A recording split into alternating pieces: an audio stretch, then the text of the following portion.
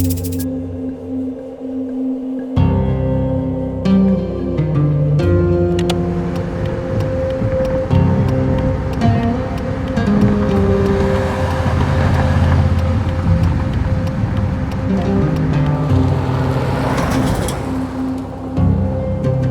النهارده في شاطئ زكريت غرب قطر.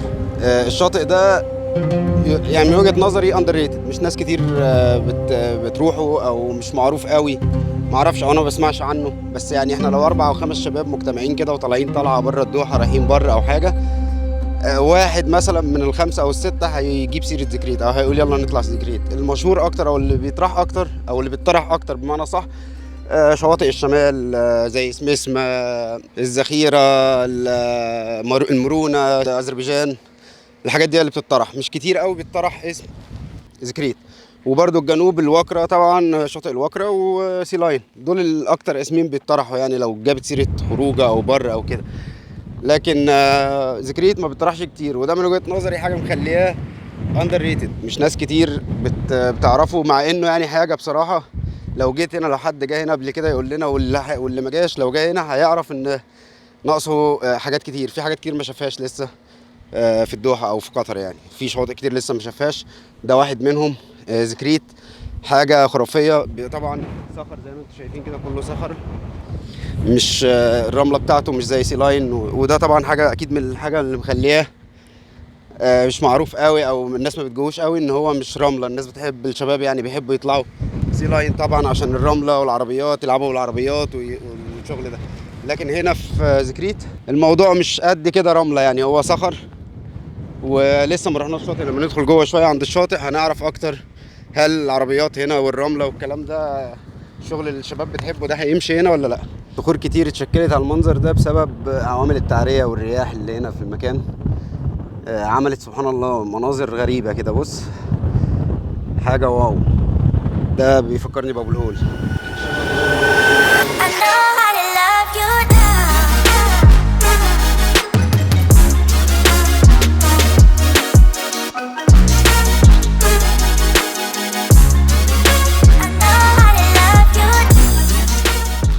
في الطريق واحنا جايين كان على ايدينا اليمين المكان اللي هو اللي فيه الصخر والتشكلات الصخريه اللي كانت موجوده دي. هنا على ايدك اليسار بقى وانت جاي من الدوحه هتلاقي الشاطئ اللي الناس بتنزله اللي ورايا ده دليل على كلامي ان الشاطئ ده مش معروف قوي زي الشواطئ التانية، او الناس مش بتجيله كتير. ان بص عدد العربيات اللي واقفه وعدد الناس اللي هنا مش زي طبعا ما بيبقى موجود في سلاين وبقيه الشواطئ يعني. وطبعا الالعاب المائيه وكل حاجه اهي موجوده، الناس جايه تريض عادي. وهنا كمان اهو حاجه بصراحه شاطئ في منتهى الجمال وفاضي وما فيهوش حد كتير، يعني ما فيهوش ازعاج كمان السيارات والشباب اللي بتطلع تتعص وتطلع الجبال والكلام ده. ما فيش هنا الكلام ده، كله على الرايق وعلى الهادي.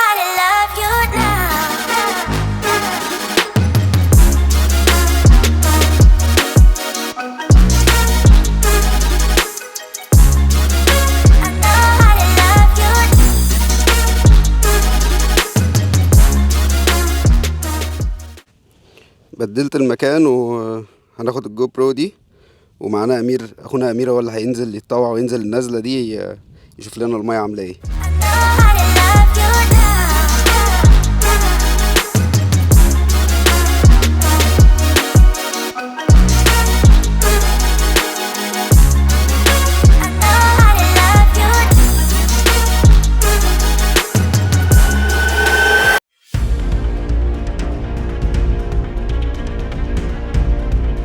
صور لنا الرمله تحت، تقول لنا الرمله او الميه وضعهم ايه، حلوين ولا انا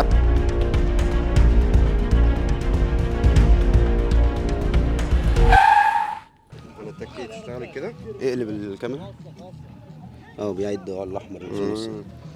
قول لنا بقى ايه لما تنزل تحت، الرمله حلوه ولا وحشه، الميه حلوه ولا وحشه، دافيه ولا ساقعه؟ زي الطينه يعني، رجلك هتغرس فيها شويه.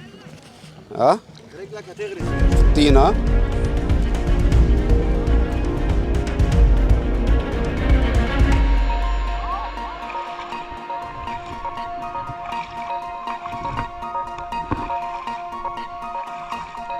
طبعا انا غيرت المكان اللي كنا فيه الناحيه التانية اللي كنا فيه من شويه، لان في بتوع كايت سيرفنج اللي هناك دول كانوا عاملين زحمه كده رايحين جايين في الميه، ما كناش عارفين نعوم. ثانيا الميه هناك كان فيها صخر. دلوقتي احنا معانا اخونا امير في الميه تحت وبيشوف لنا الميه ايه وضعها، بس هو بيقول لي تمشي مسافه طويله تفضل الميه لسه بعيده عند تحت ركبتك يعني. فهو غطس اهو، نشوف هيطلع يقول لنا ايه. وخد معاه الجو برو بقى ويورينا هو الدنيا عامله ازاي هناك. بس وانا شويه كده وهنزل معاه اشوف الدنيا عامله ايه. مساء الخير عليكم. احنا النهارده في شاطئ زكريت في الدوحه. انا اول مره اجي هنا الصراحه. تقريبا 100 كيلو او 90 كيلو خارج الدوحه. الشط جميل وهادي جدا، اغلبه عائلات شايفين، هادي جدا. بس الميه اثر يعني مهما هتدخل جوه تقريبا الطول واحد. بس الميه دافيه وجميله، ويعني هو المكان حلو لعائلات. لو في اطفال ولا حاجه الميه هنا حلوه كويسه للاطفال، يقدروا ينزلوا لان هي واطيه مش غويطه، يقدروا ينزلوا هنا قدامكم كعائلات يعني. لكن احنا كشباب بنبقى عايزين موج وميه غويطه وكده عشان نعرف نعوم يعني.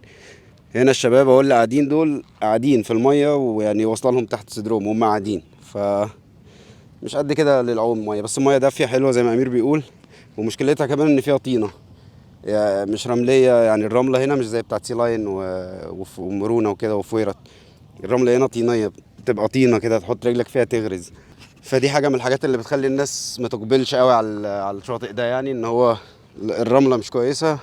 مفيش جبال الناس تلعب فيها بالعربيات وكده تعوز. الميه واطيه مش غويطه، وتقريبا ما فيش صيد، ما شفتش حد بيصطاد خالص هنا. فهو حلو بس اللي بتوع الكايت سيرفنج الحاجات دي اللي بيحبوا الالعاب اللي بيلعبوا في الميه دول.